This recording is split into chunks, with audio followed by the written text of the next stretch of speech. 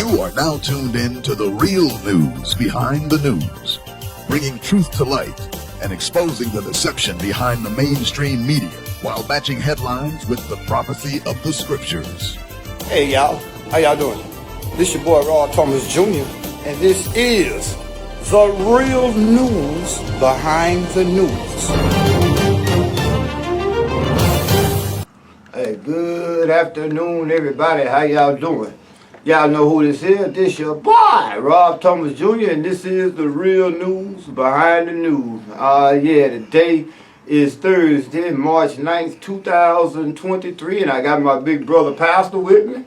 Pastor Linus Mays, and we're going to break it down for y'all again. We here at KHAM Radio, live on the radio. We're going to be, bring y'all a couple of more shows. I hope y'all enjoy it, so let's get off into it. We only got 30 minutes. Pastor, we want to talk about local news first. And in local Freeport news, you can always sum it up. Another nigga got shot. Right. What you say about all? What you think the problem is with all this violence going on here in Freeport? Well, a lot of it is lack of home training, lack of spirituality, culture, lack of self-awareness of who we are as the people, as an indigenous earth toxinous people. I've learned that a people that is without an existence of who they are, don't know where they're going, and don't know who leading them to go where they need to go. So it's a variety of things that's causing our children to do what they are doing. But like you said, and I've said down through the years, everybody see the puppet, but nobody see the puppet master. Yeah. Who's the one that's really pulling these strings to allow guns to come into our community, drugs, and all these things that keep an element of people under the foot of other people. People can never come up as long as they got somebody with their knee on that person's neck. Yeah. I'm going to read a story for y'all, because y'all got to realize Shreveport is the 180th largest city in America. But for its crime per capita, we rank number 5 in America. That's sad. That means we rank right up there with places like New York.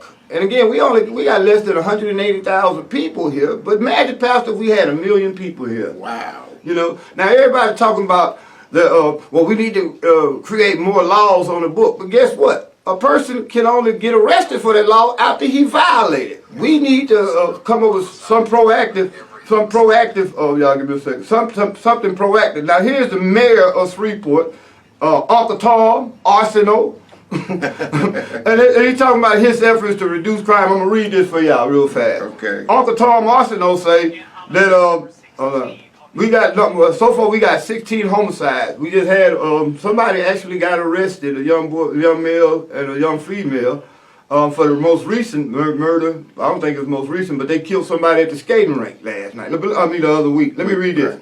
A teenager is accused of fatally shooting another teen over the weekend. For Shreveport, Tynese Haley's death marks the 16th homicide of this year. The 18-year-old died after being shot outside a skating rink. Her death comes as city leaders say they are working on new plans to reduce the violence. If we can find out who these people are and get them off the streets before they have a chance to commit homicide, that would be very important. The mayor Tom Marshall. But that's the problem, Pastor. How we gonna know who's gonna commit a crime before they commit a crime? I mean, right. I think, Rob, if they really wanted to reduce crime in Shreveport, they could have done it. The reason there's no concerted effort to reduce crime because crimes are happening in certain neighborhoods from whom people deem as unwarranted. So if it's not affecting them directly, there's no need to stop the crime. It's black on black violence, police on black people violence, and as long as it's happening to us or either by us, there's no urgency to do anything about it. Uncle Tom Arsenault, we know that when he was on the city council, he didn't do anything then in order to help the plight of people that look like you and I. So being the mayor is not going to help him do anything that's going to be feasible and necessary for us as a people. So we put our hope and our trust in people that has no concern about stopping the violence. Police get paid more money, when violent crimes go on an uptick, when crimes are steady going up. These people make money off of our people. And because our cultural continuity as a people has been broken and our loyalty system toward one another has been broken, there's no real concerted effort to stop the violence that's going on in Shreveport. It's just not going to happen. I don't care what administration we get up under, who comes with all these things that they're going to do, their task forces and all that stuff there. It's not going to work. It's going to take black people and people of goodwill, both black and white, to address a problem in our neighborhoods and a problem with police misconduct. And until then, all we're going to be doing is the same thing they are doing. Me and you, we're going to put it out there. We're going to hope that people of goodwill come forward and work with us in order to deter the violence. But the very people on the police department and these individuals who call themselves community leaders, they are not interested in stopping the violent crimes on us and by us. Yeah. You notice, they don't say nothing about crime until the boys in the hood visit Mr. Rogers' neighborhood. You know what I'm saying? Once they go into Mr. Rogers' neighborhood, then it's we got to do something about it. But again, putting more police on the street is not going to help because, come on, you got a city of 160-some-thousand people, you got 100 police, they cannot be everywhere. Right. You know what I'm saying? And then when they do come, they commit more crime and violence almost than the people that they come in to serve and protect. That's in the case of Alonzo Bagley.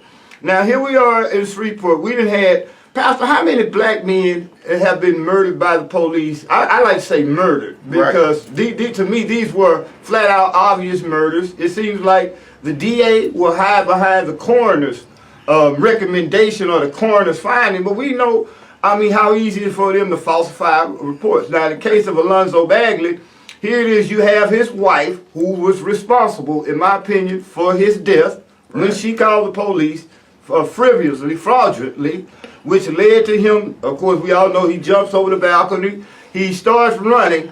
But what trips me out is the police officer who actually shot him, his camera mysteriously shuts off for 1 second. Right. Which they say now leads to a 7-second delay. But in that 7 seconds, that's when the shot was actually fired. Right. To me, it looked like he reached up and turned that camera off.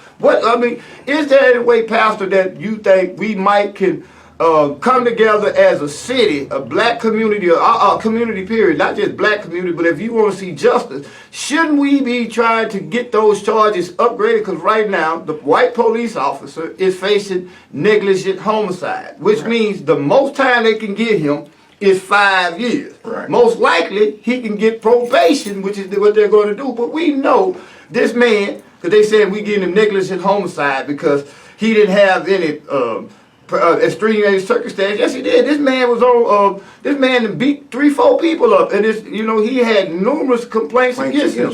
So, what you think about that, Pastor? Do you think we can come together, maybe on his arraignment day, because he go to court first time April 3rd, which is next month? Man, we should have 1,000 people out there, man. Right. Protesting that this charge should be in nothing else, manslaughter. What you say about that? If it's hard to get us as a people to come together around to see which coffee is the best, Maxwell House or Folgers, it's going to be even harder to get them to come together, even though it's a good idea and we pray that they do so.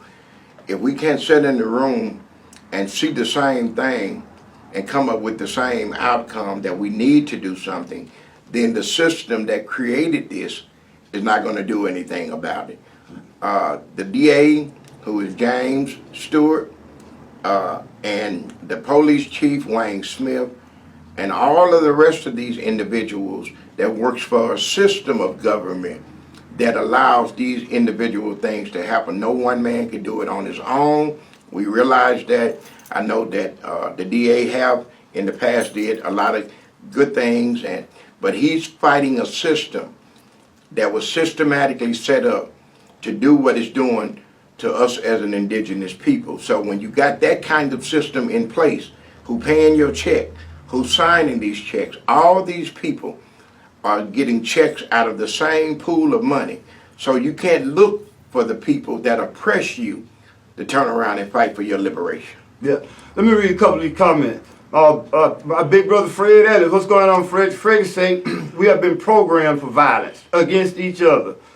Sister Soldier say, hey, what's today's discussion? It's just a really open discussion, little sister. But I want to get with you and see, because I'm definitely going to try to put together some kind of rally or protest, whatever you want to call it, downtown in front of the Caddo Parish Courthouse on the day that Officer, what is Alexander? That's him. Yeah, Officer Alexander is being arraigned. We need to let them know we are aware. Because, let me jump stuff. No, let me read a few more of these comments. Social engineer Frederick Ellis say, Sister Soldier say, all of them tell that lie. Exactly. It's always, notice, with, like in the case of Anthony Childs, how things happen.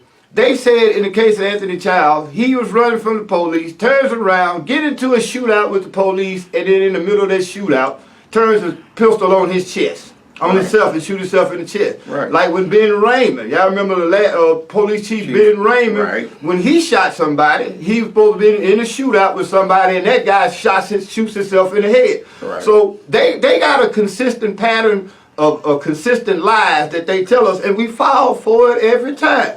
And true to that, Rob, and they're going to continue to do what they're doing, because a system that was systematically set up to do what it's doing is not going to fix itself. Let me say that again.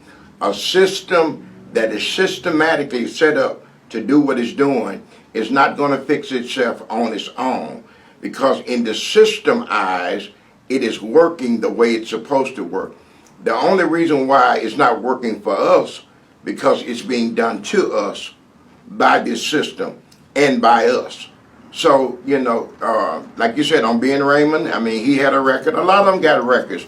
And the reason why I keep saying, and I said on my Facebook page, that if there were any good officers, then why are we still talking about bad officers within the department? If there were so many good officers, that we shouldn't have a bad officer conversation. Yeah. That conversation should have been put to sleep long time ago, because if they wasn't all part of the same team, the Fraternal Order of Policing, if they wasn't part of the same coat, if they wasn't part of the same system, then it would seem like all these good officers that is reporting these bad officers, they should no longer be on the force. But the system ain't not going to allow them to do anything about what's working for the system. Yeah, because you got to stop and think about it. Excuse me.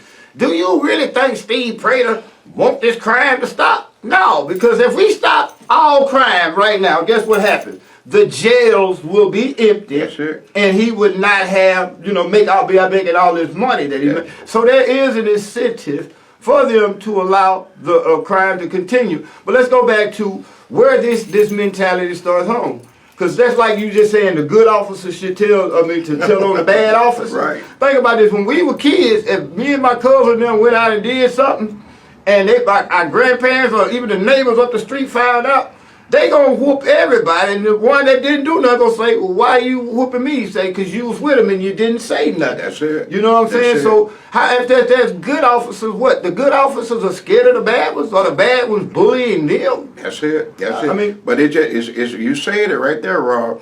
The police department want us as citizens to tell on one another to keep our neighborhood safe.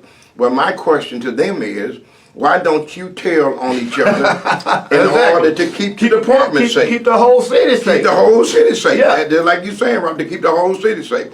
So why would you expect people to do something that you're not willing to do within your own department? The Bible says charity starts at home. That means within the police department. If you root out everything in you and people can find that they can trust this department again all over the world, all over the country, if they can find police officers that are willing to say, hey, listen, we coming forward, all those good ones, because the good ones are supposed to outweigh the bad ones. Yeah. Because they always say, we have a few bad apples. Well, that's a lie. All the apples are bad. It don't take but one bad apple to spoil the whole bunch. Yeah. All these good apples should drive the bad apples out.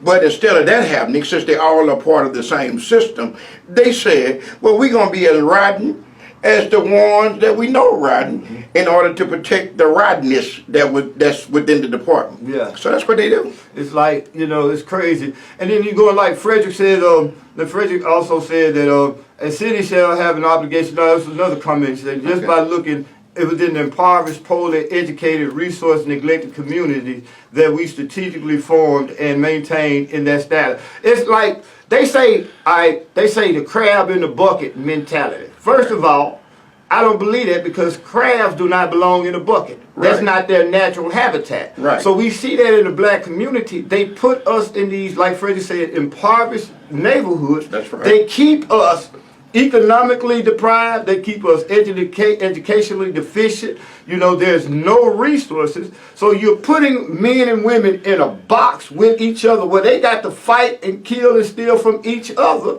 You know what I'm saying? Just to get ahead because, now I can't say that there are no opportunities. Right. Sometimes you got to get out that box. You know what I'm saying? Right. I mean, again, it's just like, what do you choose to do? I know myself. I'm a 3-time convicted felon. Like right now, I'm struggling. But I know one thing. If I go back out into the streets, I'm going to be a 4-time convicted felon. That's right. At what point do we as a community step up and say, well, we want better. We're gonna educate our kids through our own educational belief system, which starts at home. Because I'm gonna be real. I mean, by the time you send your kids to kindergarten, they should already be knowing how to say yes, ma'am, no, sir. They should already know how to count. You don't send your kids to get educated. You send your kids to help with their education. But I believe we as parents are dropping the ball because, again, if our children are lost, who lost them? That's it.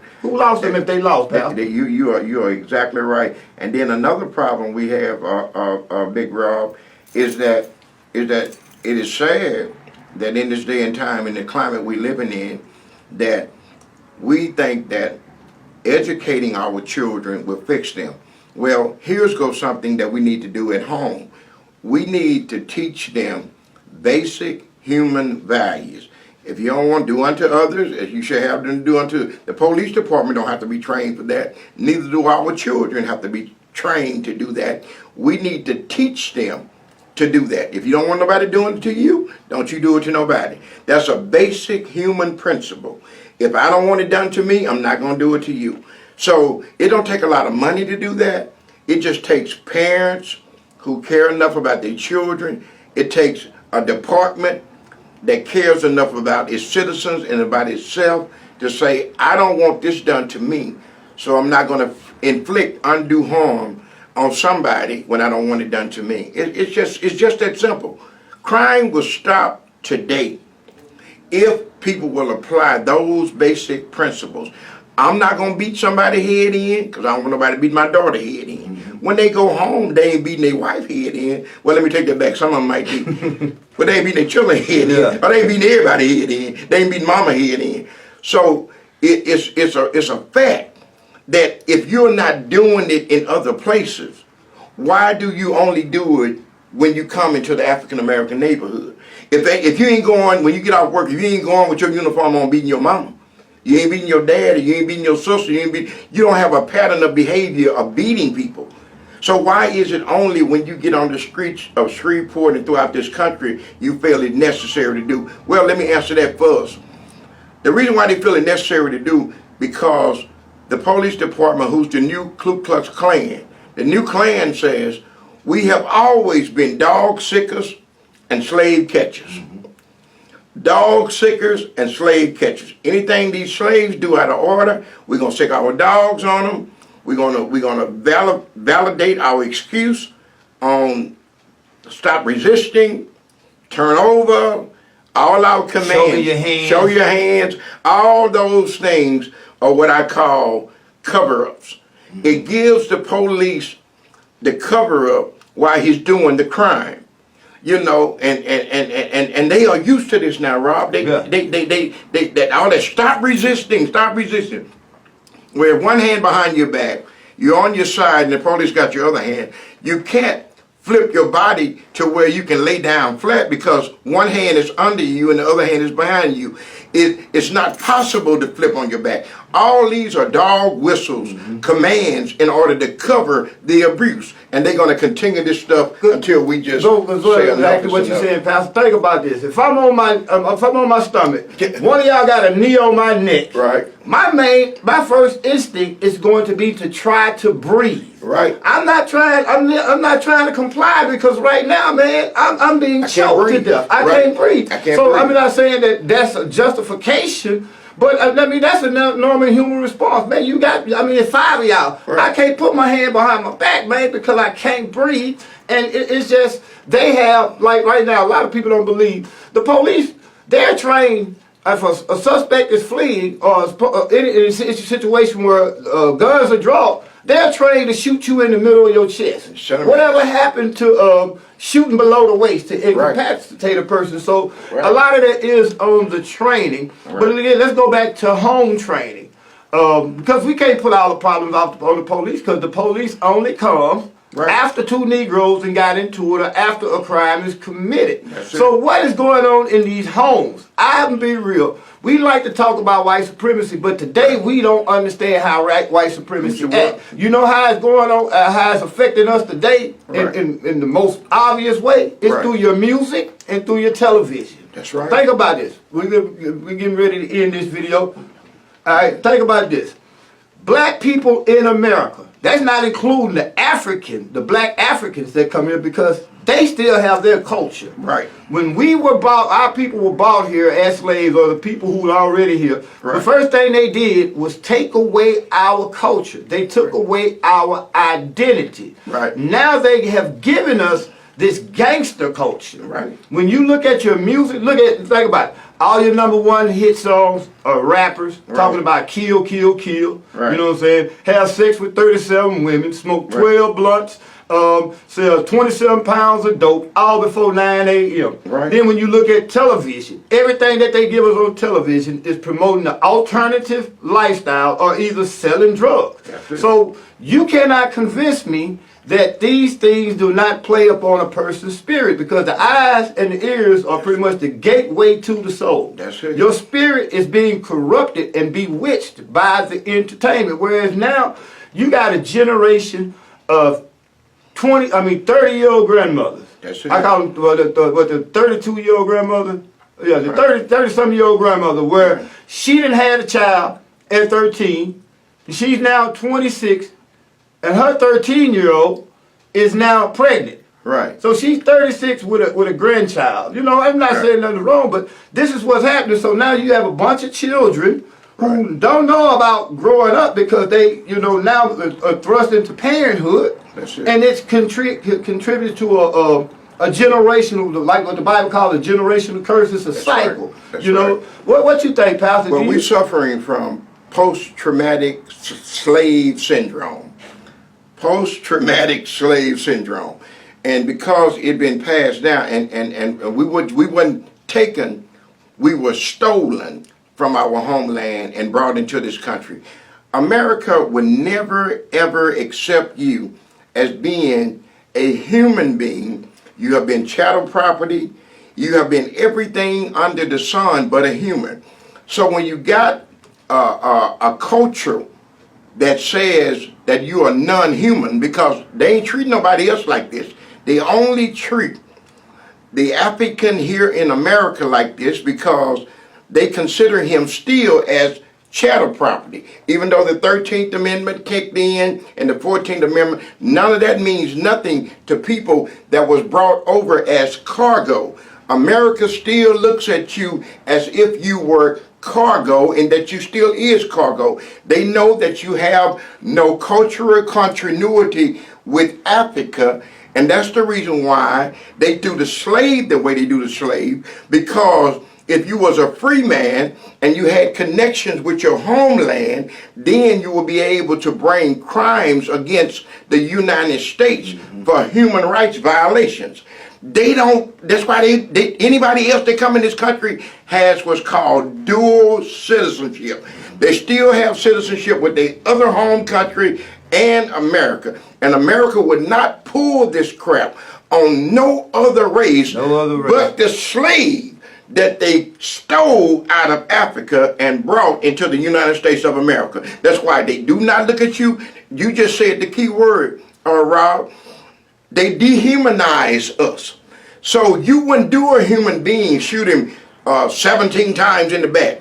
You don't do humans like that. You only do what you have created, the Bible says, into an image not most like unto yourself. The Bible says that they will serve the creature rather than the creator. They'll say, we're going to give law enforcement a pass because this law enforcement, the creature rather than the creator. That which changed you from being who you are spiritually, emotionally, physically, they changed you into something that was most not like who you was when you was in Africa. Because in order to change a man, you must get rid of everything he is and create him into something that you want him to be. Exactly. And that's exactly what we are, victims.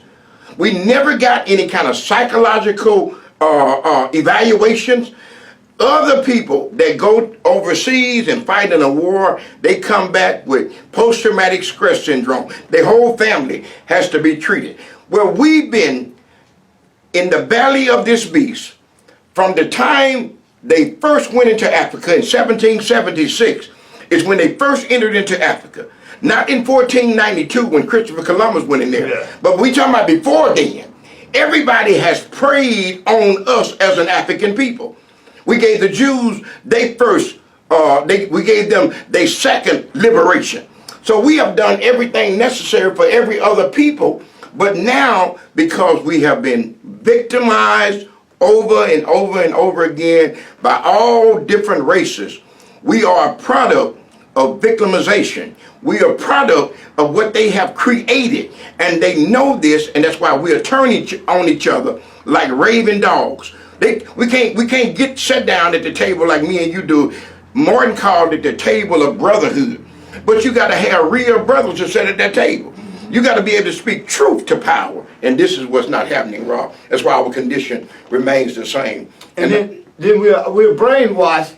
Notice them Jews, and it's getting nothing against the Jews. Right. But them Jews, they sit around for the last 70-some years. Right. And they remind us of the Holocaust all the time. And they tell us, you know what I'm saying, we got to respect the Holocaust, this and that. But when black people talk about slavery, or sharecropping, Jim Crow, they tell us, shut up, niggas, there's nothing to see here. That happened, that's ancient history. Well, let me give y'all a little game, and don't y'all ever forget that. Right. That's not ancient history. Do y'all realize, Pastor? Yes, sir. When you was a little boy, like my mama is 72 years old right now. My mama could not drink out the water fountain that white people drank out of here in Shreveport as a little girl. So that's not ancient history. It's not. That's recent history. Yes, it but is. we're still told to shut up. We have nothing for you. Work it out amongst yourself. But going back to what you said, we're gonna get ready to end this. Yes. When they wrote that Constitution, saying that all men are created equal. Guess what we were, Pastor? We were still slaves. We was on the auction blocks next to horses. That's it. They was auctioning us off like animals. And notice, they never ever came back and say all men, at least say including black men, black people. Right. No, so to them, like you just said, Pastor, and you put it so eloquently, we are still beasts. Yeah. And then some of us, Rob, before we run out of time, some else. Why haven't the Supreme Court, even to this day, overturned the Dred Scott decision?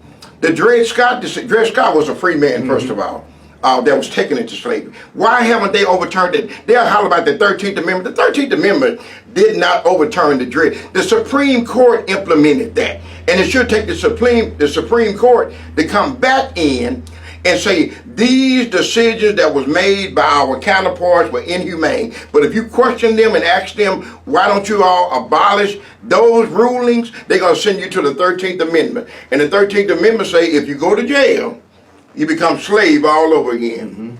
And so that's why Louisiana being a slave state. And let me show you how backwards we are in Louisiana. We had a chance to overturn that in that last election. We had a chance to overturn that 13th Amendment that says, what it says in 13th Amendment, no man shall be held unlawfully or blase, unless he gets convicted of a felony. Right. Now you look at how they work it together. They give you non-unanimous juries. Right. They say we got a jury of our peers, but I don't know no 75-year-old white lady. All white. You know jury. what I'm saying? All white jury, and all it takes, it takes out of 12, 11 months to say you guilty. Right. You see what I'm saying? Then you go into the penitentiary. Well, guess what? Now you're in the penitentiary. Right. You working as a slave. Right. And then what kills me, say this when we go in, what kills me is I had a young brother a couple of weeks ago, we were talking, and the young brother had just got out of prison, and he was like, man, I got to figure out something. I got to make something happen. I was like, why don't you get a job? I know this place up here, man, they hiring, they paying you $8 an hour. He's like, man, I ain't going out there working for no $8 an hour. I'm like, nigga, you was just in the pen working for 8 cents a day. Right. You know what I'm saying? Right. So there's a lot of factors, and we don't have enough time to get off into it. Yeah. The pastor got to go do some work. And the only reason why they call it jury of your peers is because these same peers was the ones that during the transatlantic slave trade made sure that they brought you over here and work you for nothing. Mm-hmm. These are saying, that's why they say peers, because these people, they are saying that was over you then, these are going to be the same people that's going to pass forth judgment on you now, and we're going to say that these people are your peers, meaning that they're part of your community. Mm-hmm. But when you're not a part of a community, which we are not, then the community does what it does to people of color. Well, hey, y'all, we got the pastor and I got to get ready and go out here. I love the pastor. When the pastor come to the radio show, see how God worked it out. I was on my way up here, and pastor just pulled up. But y'all keep checking us out. We're gonna be back here again next week at KHAM Radio. But y'all know the real news behind the news. Y'all can catch me any day, anytime something important happens. I'm gonna give you all my take. Again, I am not a reporter. I just analyze the news from what I see, separate the lies, and try to put it in a manner where our people can start seeing the truth. Because again, say this and we're going in. We got to stop thinking outside the box. No, we got to get out the box and start thinking. Because as long as you're in that box, you're in a prison. You're surrounded by 4 walls. You cannot see the outside. But once you get outside that box, Eli, before you cut up, the allegations that he made concerning the lady are alleged, because I don't want about trying to come after my brother, because they'll try to do that. The allegations, they are alleged. They are allegations about that lady who called? About the lady that called the police on her old man, because they'll try to use that. So those are alleged allegations that we know she did call, but I got to protect my brother. Yeah, again, we normally say this, but guess what? If she wouldn't have called the police, you're right. He would have been alive. He would have been alive today. The real news behind the news.